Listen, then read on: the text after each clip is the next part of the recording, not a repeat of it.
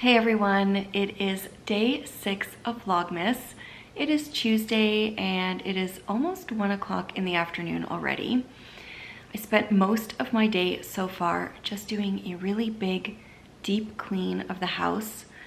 It was long overdue. I needed to just clear my schedule, put on my grubby cleaning clothes, and scrub some bathrooms. And so everything is vacuumed and mopped and sparkling, and I feel like my life is so much more put together now. I don't know what it is about having a clean house and sparkling floors that just makes me feel like I can conquer anything. But because I've been so busy for a while, I really wanted to take the rest of today for myself, do a few things that I've been meaning to for a little while. The first one, well, first I think I'm going to make myself a delicious coffee. But then I think I'm going to sit down with that coffee and my Wave of Change jacket because I really want to make some progress on this. I really enjoy it when I sit down and actually knit on it. So I just need to carve out a little bit of time. I really want to spend some time working on that project. Then I have a brand new cookbook that just arrived last night. Thanks to Laura from Penrose Knits, whose Vlogmas I have been loving. It's one of my absolute favorites. I really enjoyed her Vlogmas last year, and I'm enjoying it just as much, if not more, this year. She has such a wonderful way of filming and editing. It's just addictive. So every morning when I start my day in my little chair over here, that's the first Vlogmas I put on. And in one of her recent videos, or one of her Vlogmases, I saw a little peek of a cookbook that she had, and I was so intrigued. And you guys know my weakness. I have a couple weaknesses, but cookbooks are definitely one of them. And so I immediately purchased it because I knew I would love it. It is Christmas at River Cottage. So it came last night. I did a really quick flip through, and I think it's going to be a great one. I think in another episode of Vlogmas, another day, I will go through all of my favorite Christmas cookbooks because I do have a stack. I took them out already. I've got a couple on this coffee table up here in this room, and I have a few more on that little table that has all of my advent calendars. And so I know I've gone through them before. I might just go through them quickly again this year and then show you some of the new ones, but this one looks really good. And I do have another cookbook, maybe two, from the River Cottage. They're really, really excellent books, and so that's why I knew that this would be a good one too.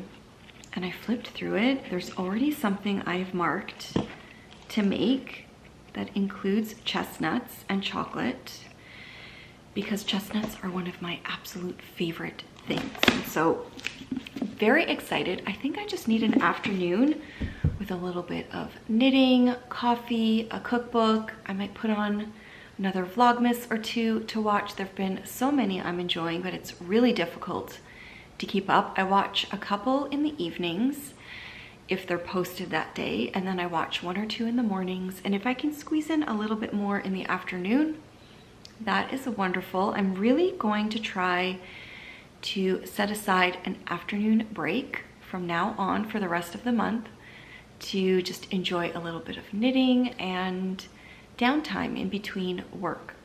This morning I was actually catching up on some of my favorite journaling YouTube channels.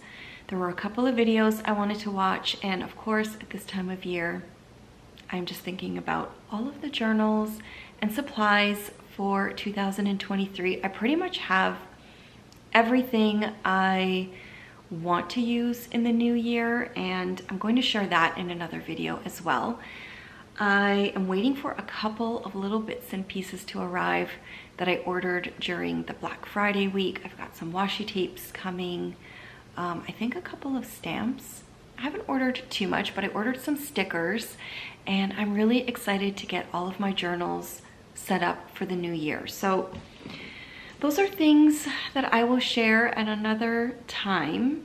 But today I'm just taking it easy. I'm going to enjoy my super clean house, have a really nice afternoon, just enjoying some of my favorite things, and I will check in a little bit later.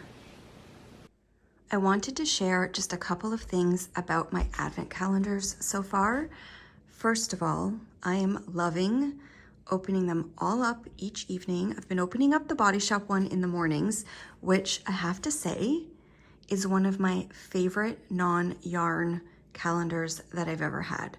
So far, everything that I have opened in that box is something I would use, and I wanted to share the one from yesterday and a day or two ago.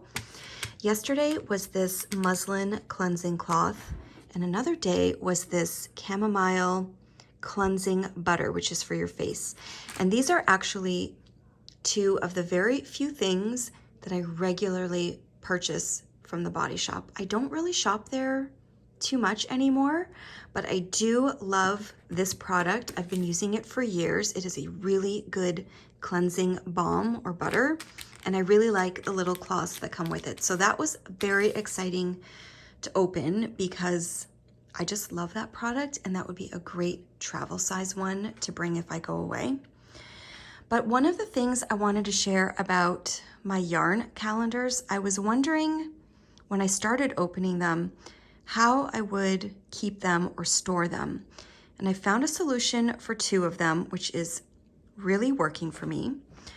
The Homespun House Advent Calendar has little tags on it. And so I just decided to start putting the numbers of the day right on the labels so that when I go to use these in a project, I can use them in the order if I want to. I don't necessarily have to, but I do like kind of maintaining or knowing what the order was.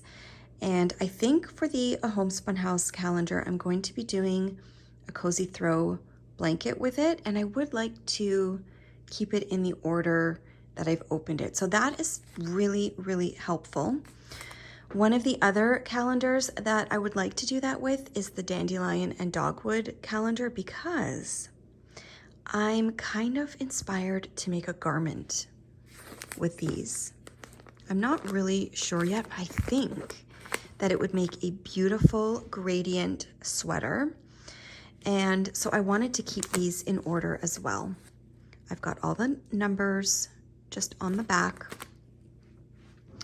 The other two, I'm not quite sure yet. The Camijo knit one is so beautiful, but I really like some randomness. So I think I might keep this one to just use as I please. It would be great to just do some scrappy socks or use, I don't know, use them in like a shawl, use them in maybe like a scrappy shawl or bandana. I think it would be really pretty to just mix them up.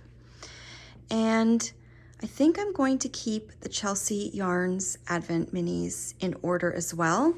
I do have a project that I'm thinking of for this one as well. It is the après-ski bandana shawl, but I've just been lining them up in here for now, keeping them in order because I might start that one soon. We will see. And then one last thing I wanted to share about last night's magic trick, because I got a few questions and even I was very curious as to how Glenn picked the number that James wrote down on a piece of paper, because he didn't peek, he had no idea. Basically, it is a math thing. So these cards were all, they have all of these numbers on them, and James had to choose a number that was on one of them. And then as James was telling Glenn would ask him, is your number on this card? And he would either say yes or no. So he had like a, let's just say James's number was on all of these and not on these. Then basically he took these top left corner numbers, added them together, and it equaled the number that he chose, which is really just mathematical genius. I'm not a math person, so to me it's very complex. But some math wizard figured it out that no matter what number you pick from here, they somehow did it. So like if his number was only on these two, then it would have been 4 plus 2. Isn't that wild? And James is a bit of a math and puzzle person, so afterwards he was just staring at the numbers, processing it all, and I think he was really fascinated. Which also reminds me, James is feeling much better, and he is such a trooper. He loves puzzles and things, and Glenn won't be here on Thursday night, and so I've already decided that James should open his magic trick for that day and do it for us. So we'll see if he agrees. I'm not too sure, but I just wanted to share that because I thought that was really interesting. Someone obviously put a lot of mathematical wizardry into that trick.